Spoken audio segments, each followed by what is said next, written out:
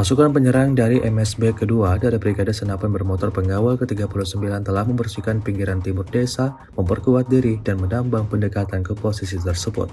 Baru-baru ini, beredar sebuah rekaman di media sosial Telegram pada Sabtu 14 Desember 2024 yang memperlihatkan tentang pentingnya pemasangan ladang ranjau yang kompeten selama operasi ofensif bagi Rusia. Pasukan Ukraina yang mencoba mengevakuasi personelnya berakhir gagal. Imbas dihancurkan oleh ladang ranjau yang dipasang Rusia sebelumnya. Jebakan seperti inilah yang membuat tentara Ukraina dapatkan kerugian besar. Hingga video ini beredar, beragam respon diberikan warganet.